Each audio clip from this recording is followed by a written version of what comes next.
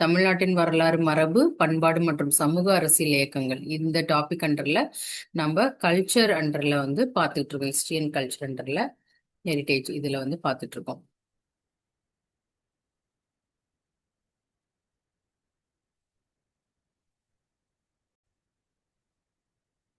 திருவிழாக்கள்னா நமக்கு ஞாபகம் வருது கோவில் திருவிழா, இதெல்லாம் தான் வந்து நமக்கு ஞாபகம் வரும்.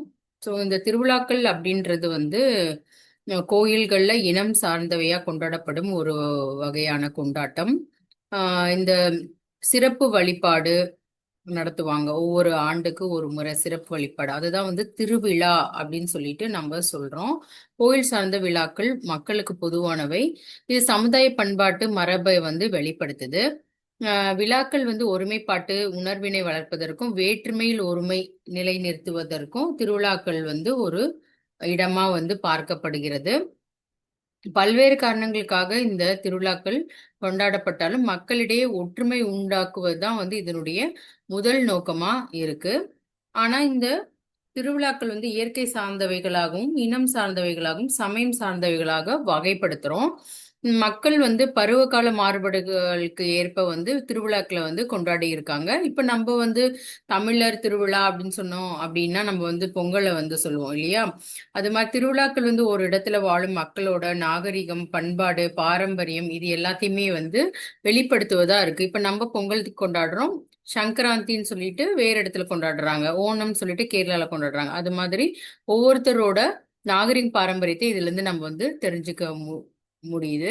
வெளியூர்ல இருக்கவங்க கூட சொந்த ஊருக்கு திருவிழா காரணமாக வந்து சமுதாயத்தோடையும் தங்களுடைய உறவினர்களோடையும் கொண்டாடி மகிழ ஒரு தருணமா வந்து அமையுது. சரி, இப்போ நம்ம எக்ஸாம் பாயிண்ட் ஆஃப் வியூல திருவிழாக்கள் நமக்கு எது எதெல்லாம் முக்கியமான திருவிழாக்கள் அப்படின்னு பார்த்தோம்னா, ஐந்திணை திருவிழாக்கள் முல்லை, குறிஞ்சி, நெய்தல், பாலை, மருதம் இந்த திணைகள்ல நடந்த திருவிழாக்கள் வந்து சங்க காலத்துல குறிப்பிட்ட ஒரு சில குறிப்பேட்டுகளை வச்சு நம்ம வந்து பார்க்க போறோம். முதல் ஆஹ் ஐந்திணை விழாக்களை இங்க பார்க்கலாம். ஐந்திணை விழாக்கள் அப்படின்னும் போது நமக்கு வந்து ஐந்திணை விழாக்கள்ல வந்து நிலத்துல வந்து சிறப்பு வழிபாட்டு தெய்வங்கள் திருவிழாக்கள் வந்து இருந்திருக்கு அப்படின்றது தொல்காப்பியத்துல இந்த வரிகள்ல வந்து தொல்காப்பியர் வந்து குறிப்பிட்டார். மாயோன் மேய காடுரை உலகமும் சேயோன் மேய மைவரை உலகமும் வேந்தேன் வேந்தன் மேய தீம்புலன் உலகமும் வருணன் மேய பெரும் மணல் உலகமும். இது வந்து பாலை நில தவிர மீதி இருக்கிற 4 வகை நிலத்துக்குரிய தெய்வங்களை வந்து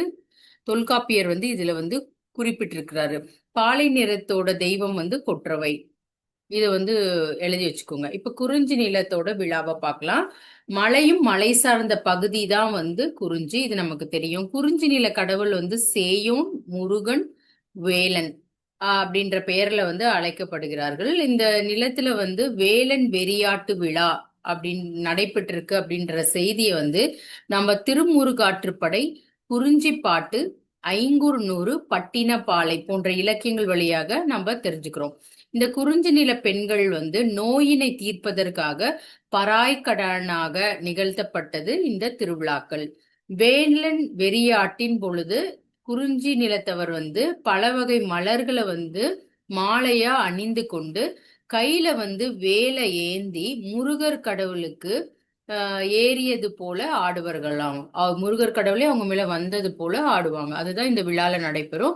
இந்த விழால நடைபெறும் இடம் வந்து வெறியாடு களம் அப்படின்னு சொல்லிட்டு சொல்றாங்க. இந்த திருவிழா நடைபெற இடத்த இங்க வந்து சேவல் கொடி வந்து நடப்பட்டிருக்கும். பல வகையான நறுமண புகைகள் வந்து எழுப்பப்பட்டிருக்கும், அந்த சாம்பிராணி மாதிரி.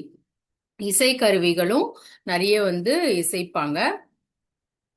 இந்த விழால பற்றி வந்து பரிபாடல்ல குறிப்பிடப்பட்டிருக்கு. இது அந்த திருவிழால என்னென்னலாம் நடக்கும் அப்படின்னு சொல்லிட்டு. இந்த குறிஞ்சி நில மக்கள் வந்து தொண்டக பறை இசைக்க நடனம் ஆடுவார்கள் அப்படின்னு சொல்லிட்டு குன்றக்குறவை கூத்து அப்படின்னு சொல்லிட்டு இதேதான் வந்து குறிப்பிடுறாங்க.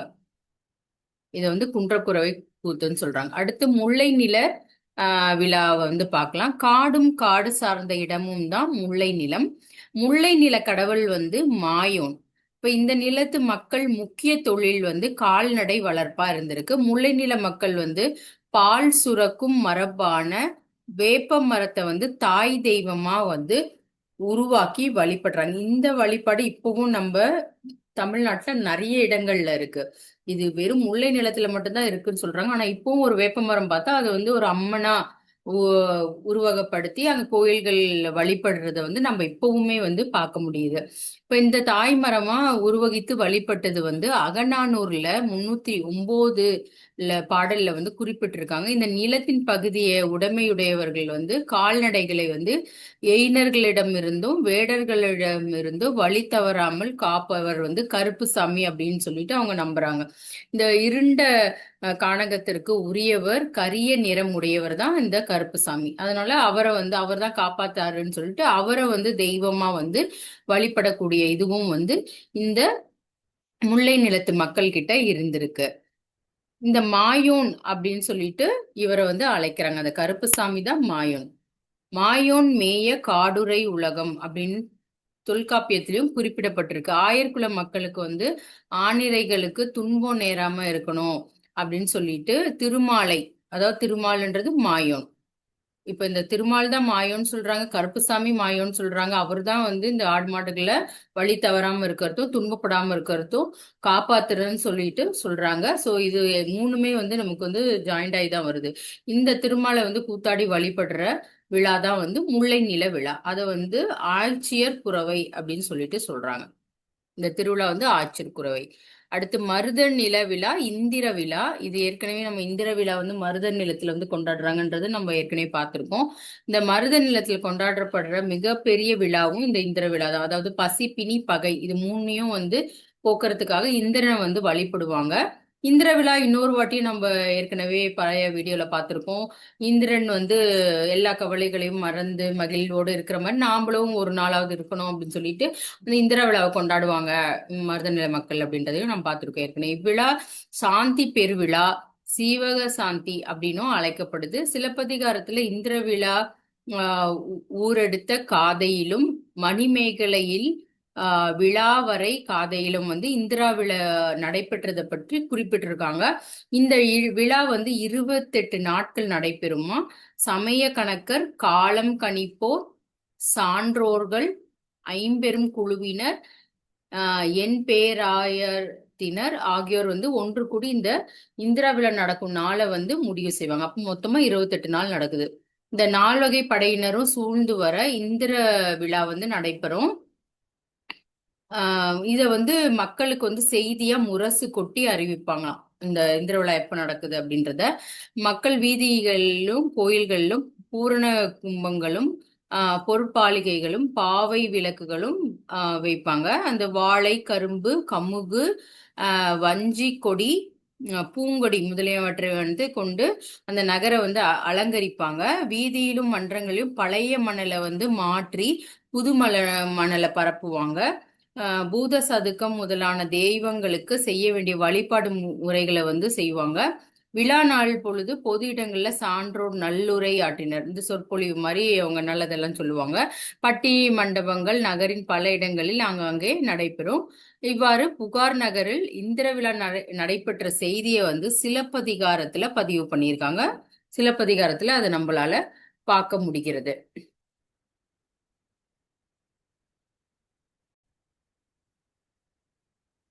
மருதநில மக்கள் வந்து போருக்கு செல்லும் போதும் அவங்க அரசனை வந்து வாழ்த்தி விழாவா கொண்டாடுவாங்களாம். அரசன் போருக்கு போகும்போது இந்த விழா வந்து தங்கள் வாளை உயர்த்தி பிடித்து தன்னுமை என்னும் போர்ப்பறை ஒழிக்க ஆடியும் பாடியும் குறவை நிகழ்த்துவார்களாம். இந்த விழாவும் வந்து மருதநில மக்கள் கிட்ட இருக்கு. அடுத்து நெய்தல் நில விழா. கடலும் கடல் சார்ந்த இடமும் தான் வந்து நமக்கு நெய்தல். இதுக்கான உரிய கடவுள் வந்து வருணன்.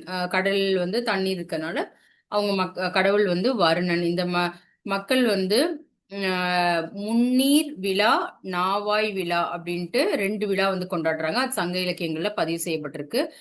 பல் யாகசாலை, முதுகு குடுமி, பெருவழுதி, பாண்டியன் இவ்விழாவினை கொண்டாடிய செய்தியும் வந்து கரிகாலனின் முன்னோர் நாவாய் திருவிழா கொண்டாடிய செய்தியும் வந்து புறநானூற்று உரையில வந்து இருக்கு. அப்போ இந்த நெய்தல் விழா வந்து ஏற்கனவே இந்த இரு மன்னர்கள் கொண்டாடியதுக்கான செய்தி வந்து நமக்கு புறநானூற்றுல இருக்கு. வர்ணன் அப்படின்னா மேகம், மழையை வர வைக்கக்கூடியவர். மலை, கடல், ஆறு அப்படின்ற பேரு இதோட மீனிங் இது எழுதி வச்சுக்கோங்க.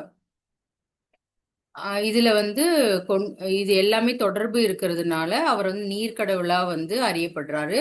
உலகம் முழுவதும் பறந்து இருப்பவர். எல்லா இடத்துலயுமே நமக்கு இது எல்லாமே இருக்கு. மேகம், மலை, கடல், ஆறு இதெல்லாம். அதனால உலகம் முழுதும் இருக்கிறவர் அப்படின்னு சொல்லிட்டு அவங்க வந்து அது சொல்றாங்க. உலகத்தையே ஆள்பவர் அப்படின்னும் சொல்றாங்க இவரை வர்ணனை. நெய்தல் நில மக்கள் வந்து முத்துக்களையும் வலம்புரி சங்குகளையும் காணிக்கையா செலுத்துவாங்களாம் இந்த கடல் தெய்வத்தை வழிபடும் போது. அடுத்து பாலை நில விழா. பாலை அப்படின்னா நமக்கு மணலும் மணல் சார்ந்த இடமும், குறிஞ்சி முல்லை முறைமையில் திரிந்த நிலம்தான் வந்து பாலை. நமக்கு குறிஞ்சி வந்து மலை, ஆஹ் முல்லைன்றது காடு, இது ரெண்டும் திரிஞ்சு வந்ததுதான் பாலை அப்படின்னு சொல்றாங்க. கொற்றம் அப்படின்னா வெற்றின்னு அர்த்தம்.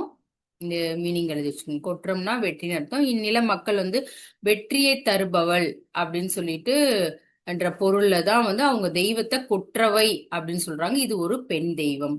இது வரைக்கும் நம்ம பெண் தெய்வம் பார்க்கல. பாலினத்துல பெண் தெய்வம் பார்க்கிறோம். சிலப்பதிகாரத்துல சாலினி என்ற தெய்வம் ஏறப்பட்ட பெண்ணிற்கு வந்து கொற்றவை கோலம் புனையப்பட்டு அந்த கொற்றவை போல அலங்கரிக்கப்பட்டு சாலினியை மான் மீது அமர செய்து உலாவர செய்வாங்களாம். அந்த தெய்வம் யாரோட உடம்புல இருந்தோ அது மாதிரி ஏற்கனவே சாலினின்ற ஒரு பெண் மீது வந்திருக்கு. அதை வந்து அவங்க வந்து இது மாதிரி அலங்காரம் பண்ணி உலாவர செஞ்சிருக்காங்க. அப்படி உலா வரும்போது பல்வேறு காணிக்கை பொருட்களை வந்து பெண்கள் வந்து தருவாங்க. காணிக்கை பொருட்களோடு அவங்க பின்னாடியே போவாங்களாம்.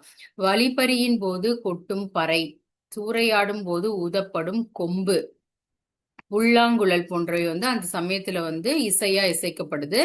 இந்த பாலைநில மக்கள் வந்து தங்கள் நில கடவுளான கொற்றவைக்கு வந்து விழா எடுக்கிறாங்க.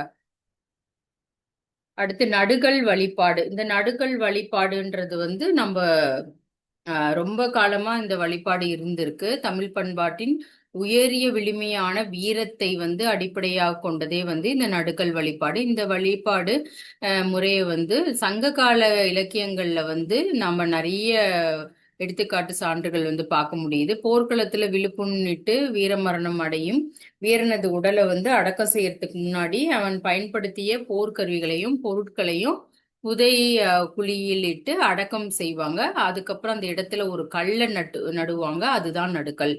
அந்த கல்லின் மீது அவ்வீரனது உருவம், பெயர், அவரோட வீரம், புகழ், தியாகம் இது எல்லாத்தையும் வந்து பொறிக்குவாங்க. ஃபர்ஸ்ட் வெறும் கல்லு தான் நடந்தது. அப்ப அடுத்து வந்தது கொஞ்சம் எவல்யூஷன் ஆகி இதெல்லாம் பண்ணுவாங்க. அதுக்கப்புறம் இன்னும் கொஞ்சம் அவரோட உருவம் சிலையா வந்து அதை வந்து வடிக்க ஆரம்பிச்சாங்க. இந்த வீரத்தை போற்றுகின்ற வரையில் விழாவும் வந்து எடுத்திருக்காங்க.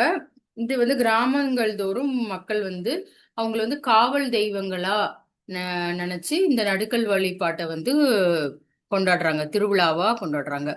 அடுத்து பத்தினி வழிபாடு. சிலப்பதிகாரத்துல நடுக்கான் காதை இதுல வந்து கண்ணகிக்கு வந்து பத்தினி கூட்டம் அமைக்கப்பட்டிருக்கிறதையும் அந்த பத்தினி வழிபாடு வந்து அது தழுவிதான் வந்திருக்கு. மேலோர் விளையும் நூல் நெறி மாக்கள் பால் பெற வகுத்த பத்தினி கூட்டம் அப்படின்ட்டு குறிப்பிடப்பட்டிருக்கு.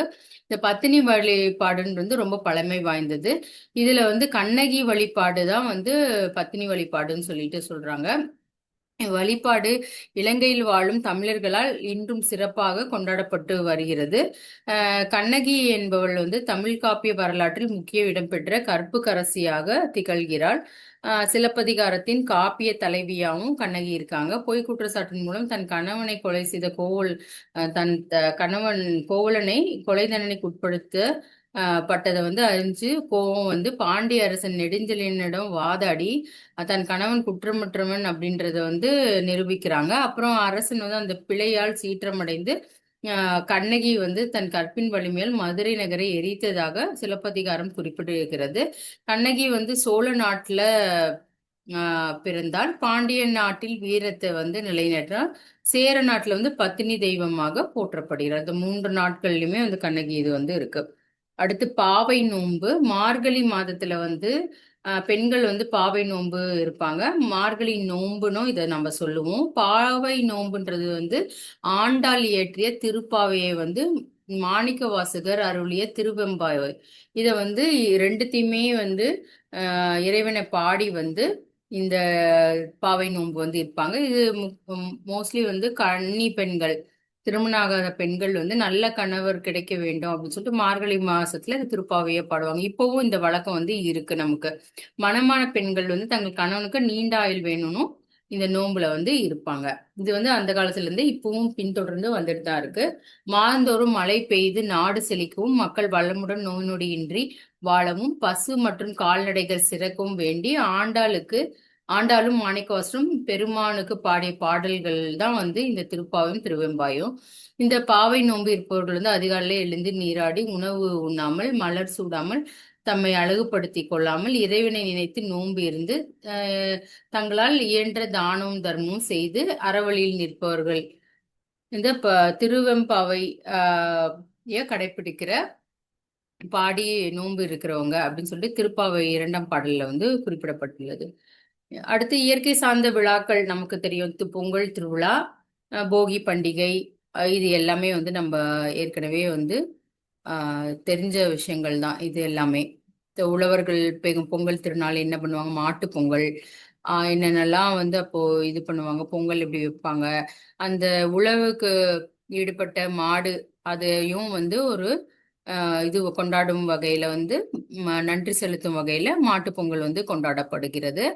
இந்த மாட்டு பொங்கல் வந்து அலங்கரித்து இதெல்லாம் அப்பதான் நமக்கு வந்து மஞ்சு விரட்டு அப்படின்ற அந்த ஜல்லிக்கட்டு கட்டு வந்து நடைபெறும். இதுல வந்து நம்ம பார்க்க வேண்டிய வரிகள் பாருங்க. சங்க இலக்கிய பாடல் ஒண்ணுல வந்து இத பத்தி சொல்லியிருக்கு. கொல்லேற்று கோடுஞ்சுவானை மறுமையும் புல்லாலே ஆயமகள் அப்படின்னு சொல்லிட்டு வீர விளையாட்டு இந்த ஜல்லிக்கட்டு பத்தி சொன்ன வரிகள் இது சங்க இலக்கிய பாடல்ல. அதே போல 1000 பசுவுடைய கோநாயகர் அப்படின்னு பட்ட பெயர்களால் உலகத்தில் இருந்தன. பழங்காலத்துல கால்நடைகளையே வந்து தங்களோட செல்வமா நினைச்சிருக்காங்க. ஏரின் பின்னால் தான் உலகமே சுழல்கின்றது அப்படின்னு வள்ளுவர் சொல்லியிருக்காரு ஏற்கனவே. இது இம்பார்ட்டன்டான பாயிண்ட்.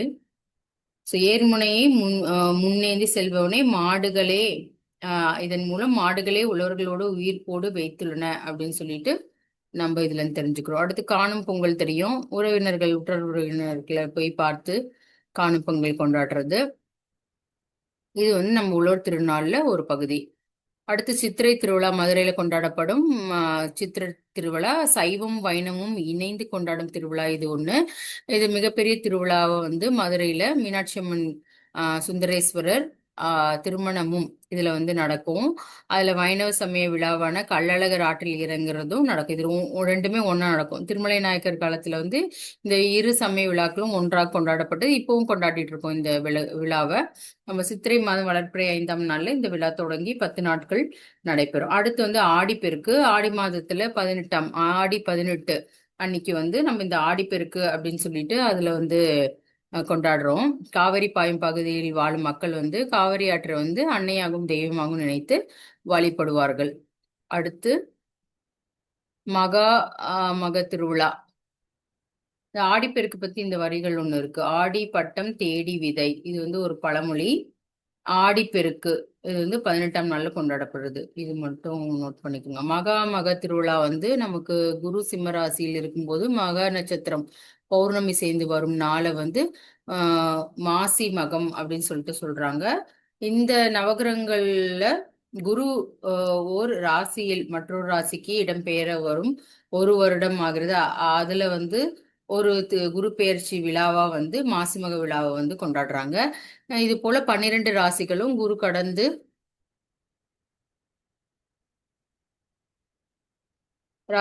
குரு கடந்து வர வந்து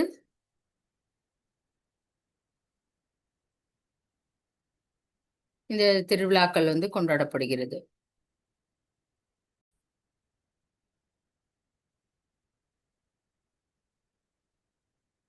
ஒவ்வொரு வருடமும் குரு வந்து 12 ஆண்டுகள் ஆகும் ஒவ்வொரு ராசி கடந்து வர. அதனால 12 ஆண்டுகளுக்கு ஒரு முறை வர்றதுதான் வந்து மாசி மகம் மகா மகம் சொல்லிட்டு சொல்றோம். ஸோ அன்றைய தினம் புனித இடங்கள்ல நீராடுவது ஒரு சிறப்பு வாய்ந்தது. ஸ்பெஷலா பார்த்தோம்னா நம்ம வந்து கும்பகோணம் மகாமணம் குளத்துல தீர்த்தவாரி வந்து பக்தர்கள் வந்து நீராடுவாங்க. இது வந்து ரொம்ப முக்கியமான விழா. வடநாட்டுல வந்து கும்பமேளாவா இதை வந்து சொல்றோம். தென்னகத்தின் கும்பமேளா வந்து நம்ம இந்த கும்பகோணம் மகாமகம் குளத்துல இது பண்றதுதான். இந்த சைவ திருவிழாக்கள் நிறைய இருக்கு. மகா சிவராத்திரி, சிவனை வழிபடும் சைவ திருவிழா. அதுக்கப்புறம் அதே போல விநாயகர் சதுர்த்தி, அப்புறம் வந்து திருவண்ணாமலை தீபம் சொல்லலாம். இது எல்லாமே பௌர்ணமி நாட்கள்ல திருவண்ணாமலை தீபம் இது பண்ணப்படுது. ஆதிரை திருவிழா. ஆதிரை திருவிழா அப்படின்றது வந்து திருவாதிரை அப்படின்னு சொல்லுவாங்க. ஆண்டுதோறும் மார்கழி மாதம் முழு நிலவு பௌர்ணமி நாள்ல வந்து கொண்டாடப்படுகிறது. இந்த விழால வந்து மாணிக்கவாசகர் வந்து திருவாசகத்திலும், சம்பந்தர் வந்து நாவுக்கரசர் தேவாரத்திலும் பாடியிருக்காங்க இந்த ஆதிரை திருவிழா பத்தி. சிதம்பரம், மதுரை, திருவலாங்காடு, உத்திர கோசமங்கை, திரு கழுக்குன்றம், அப்புறம் திரு முல்லைவாயில் போன்ற புகழ்பெற்ற சிவத்தலங்கள்ல வந்து திருவாதிரை திருவிழா வந்து மிக சிறப்பா வந்து கொண்டாடப்படுகிறது. திருவாதிரை அன்று சிவபெருமானுக்கு களியை படைத்து பக்தர்கள் வழிபடுவாங்களாம். திருவாதிரை களி அப்படின்னு சொல்லுவாங்க அத. சிதம்பரம் கோயில்ல வந்து இறைவன் ஆடல் கோலத்துல வந்து அலங்கரிப்பாங்க. இப்ப இது முக்கியமான 5 சபைகள் இருக்கு பாருங்க. இதை வந்து நோட் பண்ணிக்கோங்க. பொற்சபை அப்படின்றது வந்து சிவபெருமானுக்குரிய 5 சபைகள். பொற்சபை அப்படின்றது வந்து நடராஜர் கோயில் சிதம்பரத்துல இருக்கு. வெள்ளி சபைன்றது மீனாட்சி சுந்தரேஸ்வரர் கோயில் மதுரையில இருக்கு. ரத்தின சபை அப்படின்றது வந்து வடவாரன் கேசுவரர் கோயில் திருவளாங்காடு அதுல இருக்கு. தாமிர சபை வந்து நெல்லையப்பர் கோயில் திருநெல்வேலியில இருக்கு. சித்திர சபை வந்து குற்றாலநாதர் கோயில் குற்றாலம் இதுல இருக்கு. அடுத்து வைணவ திருவிழாக்கள் அப்படின்னு சொல்லிட்டு பார்த்தோம்னா திருமால் தான் வந்து முழுமுதற் கடவுள் வைணவர்களுக்கு. இந்த வைணவ திருவிழாக்கள்ல முக்கியமான திருவிழா வந்து வைகுண்ட ஏகாதசி. இது மார்கழி மாதம் வளர்ப்பிறையில 11ஆம் நாள் வந்து வைகுண்ட ஏகாதசி அப்படின்னு சொல்லுவாங்க. இது வைணவர்கள் மற்றும் திருமாலை வழிபடுவர்களுக்கு வந்து ரொம்ப சிறப்பான திருவிழா இது வைகுண்ட ஏகாதசி. அன்னைக்கு விரதம் இருந்து ஆண்டு முழுவதும் ஏகாதசி விரதம் இருப்பாங்க. அது பலன் வந்து இந்த வைகுண்ட ஏகாதசி போகும்போது தெரியும் கிடைக்கும் அப்படின்றது, பலன் கிடைக்கும்ன்றது ஒரு நம்பிக்கை. திருவரங்கம் அரங்கநாதர் ஆலயத்துல வந்து வைகுண்ட ஏகாதசி வந்து சிறப்பாக கொண்டாடப்படுகிறது. வைகுண்ட ஏகாதசி அன்னைக்கு அந்த சொர்க்கவாசல்னு ஒன்று திறப்பாங்க. அதுல போயிட்டு இருந்தா நம்ம வந்து இறந்த பிறகு சொர்க்கவாசல் போவோம் அப்படின்றது ஒரு நம்பிக்கை. திருவோணம் அடுத்து கேரளால கொண்டாடப்படும் ஓணம் திருவிழா. திருமாலின் ஒரு அவதாரமா பார்க்கப்படும் அந்த ஒரு திருவிழா இது ஆவணி மாதம்ல கொண்டாடப்படுகிறது. இதுலதான் வந்து மகாபலி மன்னர் வருவதா கருதி மக்கள் வீதிகளில் வீட்டின் முன்புறத்துல வந்து வண்ணப்பூக்களால் பூவுனால கோலம் போடுவாங்க. அது அத்திப்பூ அப்படின்னு சொல்லிட்டு நம்ம வந்து சொல்றோம். இதை பத்தி மதுரை காஞ்சி தேவாரம் 4000 திவ்ய பிரபந்தத்திலையும் சொல்லப்பட்டிருக்கு இந்த விழா பத்தி. அடுத்த தீபாவளி. இது எல்லாருக்குமே ரொம்ப காமனான பண்டிகை. தீபாவளின்றது அமாவாசை முதல் நாள்ல ஐப்பசி மாதம் தேய்பிறை நாள்ல வந்து ஒவ்வொரு ஆண்டும் நம்ம கொண்டாடுறோம். தீபாவளின்றது தீபம் கூட்டல் ஒளி. இப்போ இந்த தீபாவளியை பிரித்தெழுத கிடைப்பது இது எழுதி வச்சுக்கோங்க. நம்ம எக்ஸாம் பாயிண்ட் ஆஃப் வியூல தீபம் கூட்டல் ஆவளி அப்படின்றது தான் தீபாவளி. தீபங்களின் வரிசை அப்படின்றது இதனுடைய பொருள். இருளை நீக்கி ஒளியை தரும் திருநாளா வந்து தீபாவளியை இது பண்றாங்க. இதுல வந்து ஒரு கதை இருக்கு. நரகாசுரன் வந்து தேவர்களையும் மக்களையும் கொடுமைப்படுத்தியதாகவும் அவனை கொடுமை தாங்கவும் மக்களும் தேவர்களும் பொறுக்க முடியாம திருமால் கிட்ட போய் சொல்லி முறையிடுறாங்க. அப்போ திரும்ப வந்து சக்கராயுதத்தால் நரகாசுரனை வதம் செய்யறாரு. அது மக்கள் தேவர்கள் காத்ததா கூறுவாரு. அதனால நரகாசுரன் தான் இறக்கும் தருவாயில் தனது நினைவு நாளை அனைவரும் மகிழுடன் கொண்டாடணும்னு கேட்டுக்கொண்டதன் பெயரில் திருவிழாவாக தீபாவளி தீப ஒளியாக கொண்டாடப்படுகிறது. நம்ம தமிழ்நாடு மட்டும் இல்லாம இந்தியா முழுவதும் வேறு பெயர்கள். இது லக்ஷ்மி விரதம் சொல்லி அங்க சொல்லுவாங்க. லக்ஷ்மி வழிபாடு வடநாட்டுல. ஸோ இதெல்லாம் வந்து எண்ணெய் காலைல எழுந்துச்சு எண்ணெய் தேய்ச்சி குளிச்சு பட்டாசு எல்லாம் வெடிச்சு நம்ம கொண்டாடுறோம். அடுத்து நவராத்திரி திருவிழா. இதுல வந்து வீரம், செல்வி, கல்வி ஆகிய முப்பெரும் கடவுளாக மலைமகள், அலைமகள், கலைமகள், லக்ஷ்மி, சரஸ்வதி, 3 முப்பெரும் தேவிகள் இருக்காங்க இல்லையா, அவங்கள பேஸ் பண்ணி கொண்டாடுற இதுதான் வந்து நவராத்திரி. லக்ஷ்மி, சரஸ்வதி, பார்வதி. ஸோ 9 இரவுகள் வந்து இது வந்து உள்ளடங்கியதால இதை வந்து நம்ம வந்து நவராத்திரி அப்படின்னு சொல்லி, நவம்னா 9ன்னு அர்த்தம், நவராத்திரின்னு சொல்றோம். இது வந்து நம்மளோட இந்தியால எல்லா இடங்கள்லயும் கொண்டாடுறாங்க. துர்கா பூஜைன்னு சொல்லிட்டு இங்க பெங்காலிஸ் எல்லாம் துர்கா பூஜை கொண்டாடுவாங்க. இந்த விழாக்கு அடுத்து வந்து புரட்சி புரட்டாசி மாதத்துல வந்து அமாவாசை பின்வரும் 9 நாட்களும் கொண்டாடப்படுகிறது. 9ஆம் நாள் நடக்கிற வழிபாடுல கலைமகளுக்கு கடைசி தான் நம்ம சரஸ்வதி பூஜைன்னு கொண்டாடுறோம் இல்லையா, அது புத்தகங்கள்லாம் வச்சு இசைக்கருவிகள்லாம் வச்சு வழிபடுவாங்க. செய்யும் தொழிலே தெய்வம் அப்படின்றது தான் இதனுடைய நோக்கம். விஜயதசமி அப்படின்னு சொல்லிட்டு இதை நம்ம சொல்லுவோம். விஜயதசமினா வெற்றியை தருகின்ற நாள் அப்படின்றது பொருள். இந்த கல்வியை வந்து பிள்ளைங்களுக்கு வந்து தொடக்க நாளாகவும் அன்னைக்கு வந்து கொண்டாடுவாங்க. வடநாடு தென்னாடு ஆகிய அனைத்து நாடு இடங்களிலும் இந்த நவராத்திரி வெவ்வேறு பெயர்களில் கொண்டாடப்பட்டு வருகிறது. அடுத்து அம்மன் திருவிழா. இது அம்மன் திருவிழான்றது வந்து ரொம்ப பொதுவா இப்ப வந்து காணப்படும் திருவிழா. நிறைய அம்மன் திருவிழா, தீமிதி திருவிழா இதெல்லாம் பண்றாங்க. அப்புறம் முக்கியமா பாத்தீங்க அப்படின்னா பல நோய்களுக்கு மருந்தாக உள்ள வேப்ப மரம் வந்து மாரியம்மனுக்கு தல விருட்சமா சொல்லப்படுது.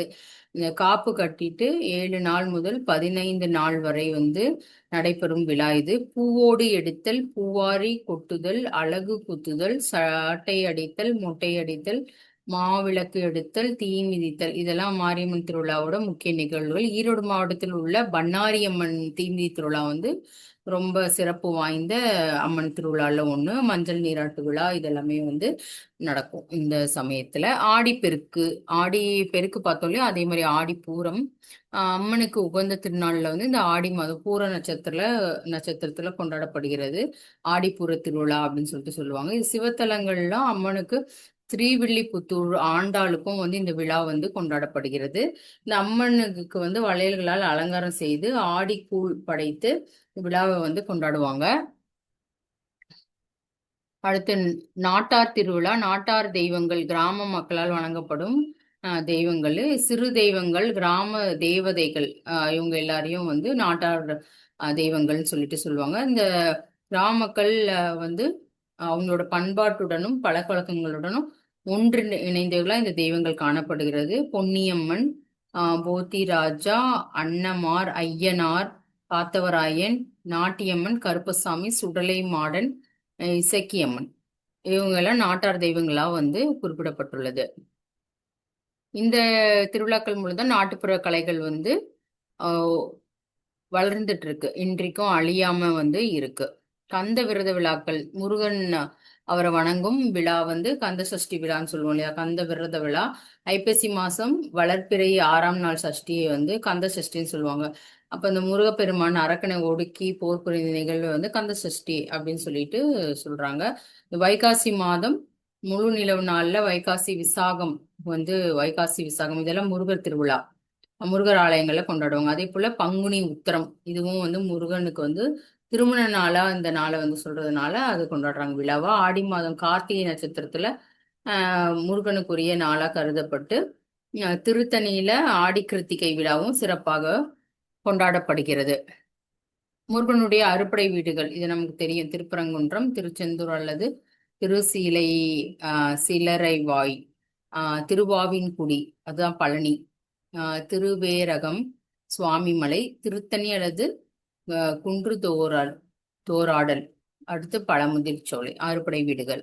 கோயில் சார்ந்த விழாக்கள் வந்து தேர் திருவிழாக்கள். தேர் திருவிழாக்கள்ல மிகப்பெரிய தேர் வந்து இருக்கு நமக்கு. இந்த திருவாரூர் தேர். திருவாரூர் தேர் வந்து தேரில் பெரிய கயிர்கள் இணைக்கப்பட்டு வடம் இழுப்பாங்க. அதான் வடம் இழுத்தல், வடம் பிடித்தல் அப்படின்னு சொல்லிட்டு சொல்லுவாங்க. தேர் இழுத்துட்டு போவாங்க. அதுல சென்டர்ல வந்து அந்த வழிபாடு தலத்துக்குரிய தெய்வத்தை வந்து வச்சிருப்பாங்க. இதுல மக்கள் எல்லாருமே சேர்ந்து இந்த தேரை வந்து இழுப்பாங்க. திருவாரூர்ல இருக்கிற தியாகராச பெருமான் கோயில் வந்து இருக்கு திருவாரூர்ல. இந்த தேர் தான் வந்து ஆசியாவிலே மிக உயரமான தேர். 96 அடி உயரமும் 360 டன் எடையும் கொண்டுதான் திருவாரூர் பெரிய தேர். கீழை நாடுகள்ல வந்து லூர்து நகர் அப்படின்னு சொல்லி, கீழை நாடுகளின் லூர்து நகர் அப்படின்னு சொல்லிட்டு அழைக்கப்படுறது வந்து வேளாங்கண்ணி.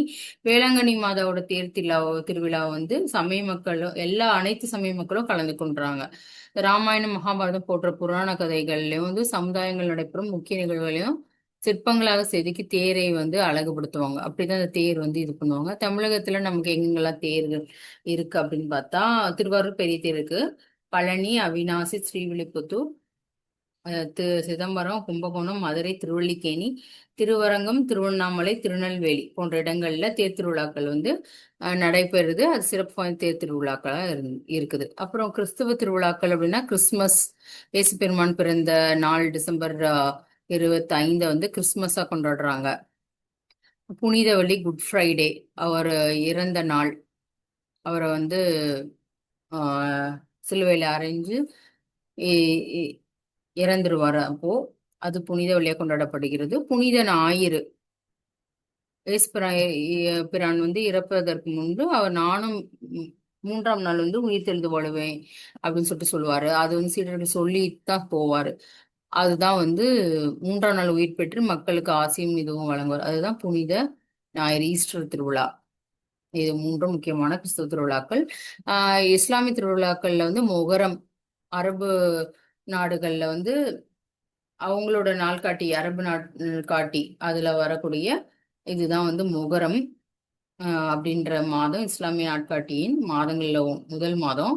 இது புத்தாண்டா வந்து மொகரம் வந்து அவங்க கொண்டாடுறாங்க. இஸ்லாமிய நாள்காட்டியில சுதந்திர நாள்காட்டியாகவும் இம்மாத சண்டைகள், புனித போர் தவிர்க்கணும் அப்படின்றது வந்து அவங்க திருக்குறான்ல கூறப்பட்டிருக்கிறது. அடுத்து ரம்ஜான் சொல்லுவோம் இல்லையா, அது இது வந்து ஈகை திருவிழா, ஈத் அப்படின்னு சொல்லிட்டு சொல்லுவாங்க.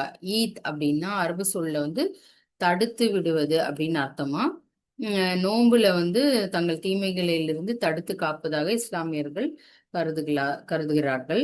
வைகறை பொழுதின் தொடக்கத்திலிருந்து பொழுது மறையும் வரை சாப்பிடாம இருப்பாங்க, நோன்பு இருப்பாங்க.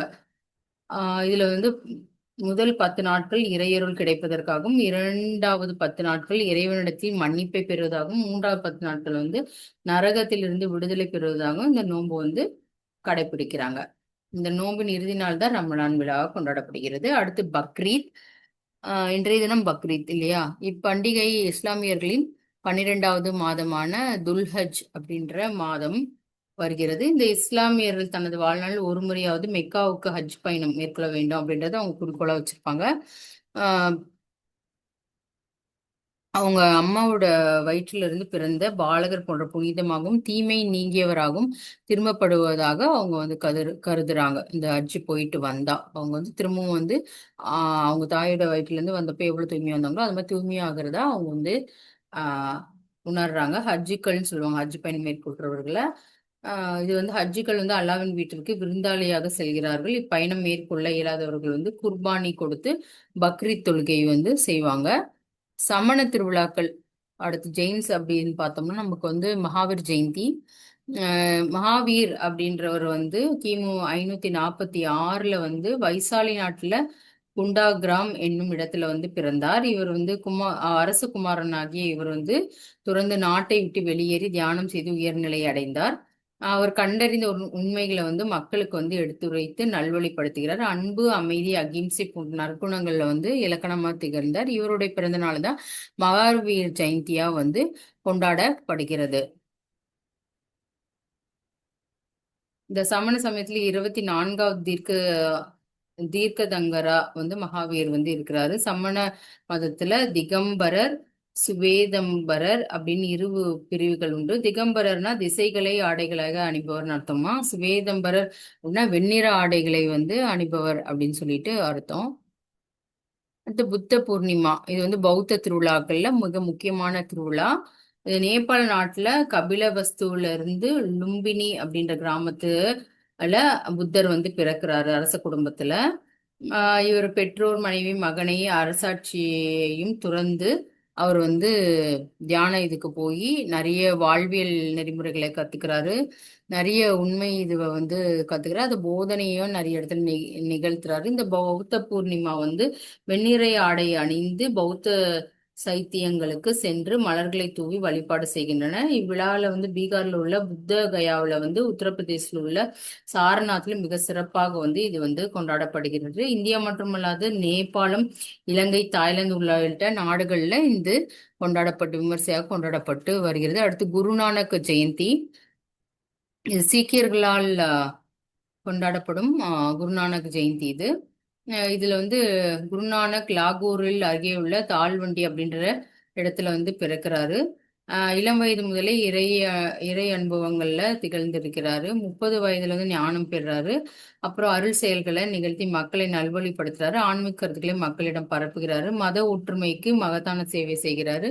அவர் அன்பு நெறியை வலியுறுத்துகிறார். அவரது அருளுரைகள் அடங்கிய புனித நூல் வந்து ஆதிக்கிரந்தம் அப்படின்ற நூலா இருக்கு. இது இம்பார்ட்டன்ட் நம்ம exam point of view. Guru Nanak வந்து ஜெயந்திக்கு வந்து 2 நாட்களுக்கு முன்பாவே குருத்வாரகளில் தொடர்ந்து 48 மணி நேரம் புனித நூலான ஆதி கிரந்தம் வந்து வாசிக்கப்படும். குருநானக் பிறந்தநாள் அன்று அதிகாலை 4 மணி முதலே பக்தி பாடல்களும் புனித உரைகளும் வாசிக்கப்பட்டு விழா தொடங்கும். அன்றைய நாள் முழுவதும் குருத்வார்களில் மக்களுக்கு அறுசுவை உணவு வந்து வழங்கப்படும். அந்நாள்ல உலகம் எங்கும் உள்ள சீக்கிய குருத்வார்கள் வண்ண வண்ண விளக்குகளால் மலர்களால் அலங்கரிக்கப்படும். இதுதான் குருநானக்கு. அமிர்தசரஸ்ல உள்ள பொற்கோயில் சீக்கியர்களின் புனித ஸ்தலமா கருதப்படுறது. பஞ்சாப், ஹரியானா போன்ற மாநிலங்கள்ல இந்த நாள்ல சிறப்பு அணிவகுப்புகளும் ஆடல் பாடல் நிகழ்ச்சிகளும் நடைபெறும். இவ்வழிபாட்டில் கலந்து கொள்ளும் அனைத்து சீக்கியர்களும் தமது வழிபாட்டில் வழக்கப்படி தலப்பாகை, வாள், புத்தாடை வந்து அணிவாங்க. பின்னர் ஊர்வலம் எடுத்துட்டு போவாங்க. நீண்ட பட்டை தீட்டப்பட்ட வாள்கள் வந்து எடுத்துட்டு போவாங்க. வீரதீர செயல்களை இது வந்து உணர்த்துது. இப்போ திருவிழாக்களும் நம்ம வந்து இந்த ஒரு வீடியோல வந்து கம்ப்ளீட்டா பார்த்தாச்சு. ஸோ நமக்கு வந்து தமிழ்நாடு பண்பாடு, கலைகள் எல்லாமே வந்து நம்ம பார்த்துட்டோம்.